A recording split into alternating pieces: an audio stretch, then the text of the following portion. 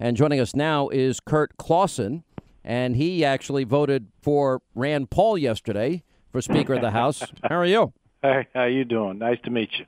Nice to meet you, sir. I'm glad you called. Why did you vote against Boehner? Let me ask you that first. Well, first of all, I thought it was a great symbolic move, or hoped it would be, for Rand Paul. I'm an outsider, Sean. I ran as an outsider. Spent my whole life in business and running a company, international company, and I just feel like it would be a good thing in Washington, D.C., to have a fresh set of eyes from the business world and more folks like that. I think Rand embodies that. He's an outsider. He helped me in my primary. I'm an outsider.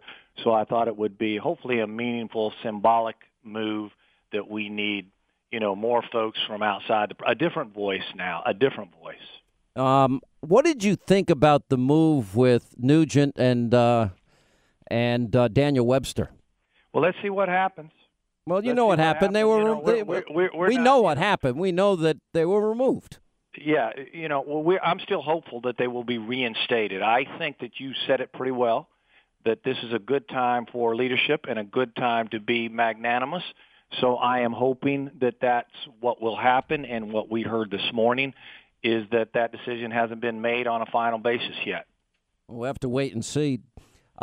What goes on behind the scenes? Did you speak with the leadership before the vote? We spoke with members of the leadership. When I say we, my team. So we didn't want to surprise anybody. We let them know exactly where we stood. And what did they say to you? What can they say? I mean, we didn't make it a negotiation, Sean. We said this is our position. We traveled the district a lot during the holiday period. We reached out to our constituents. We knew exactly where they were. I was not about to run as an outsider, turn my back on my constituents, and vote a different way. So we felt like we vote our constituents, we vote our conscience, we vote the facts, and let the result fall where it did. I know your district well. You know that, right?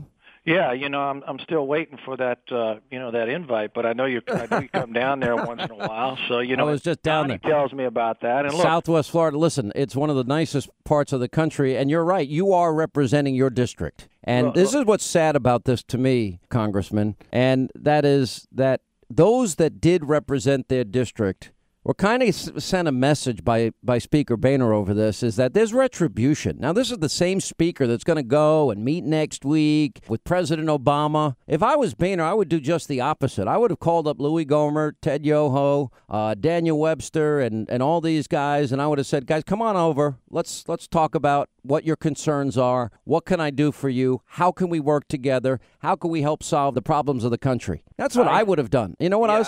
If I was Speaker Boehner, he should come on this radio program, and I'll explain to him very calmly where my objections are with Cromnibus and standing up to the president and using the power of the purse. That's what I would do if I was him, but he's not going to listen to me. I think, Sean, that disagreement leads to learning, because different viewpoints on the same team are necessary, and it helps everyone. And so a diversity of viewpoints is not necessarily a bad thing, and that I'm hoping that, the limits of dissent in our group will be broadened a little bit, so that those views that are not exactly in line with everybody else are not only tolerated but embraced. It makes our democracy better, and it will make our party better, and that's what I say. I hope the speaker gets a message. I hope he understands that the 60% of Republicans that voted in the last election, that in a recent poll said they didn't want him back as speaker, I hope he understands their reasonings why. I hope he gets on social media, as I do, and reads the comments of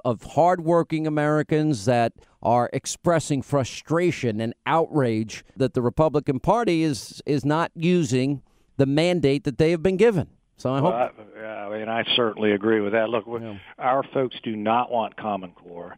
They do not want, executive orders around Cuba, amnesty, even the war with ISIL, and we want a budget that is under control. And by the way, the penny plan. So, these are the kind of things they want. They don't want bad wars, and they don't want increasing limits so the rich and powerful can pay more and more into the parties. And so I am hearing and feeling the groundswell in my district, and as running as an outsider, not for business as usual. This is where we want to be.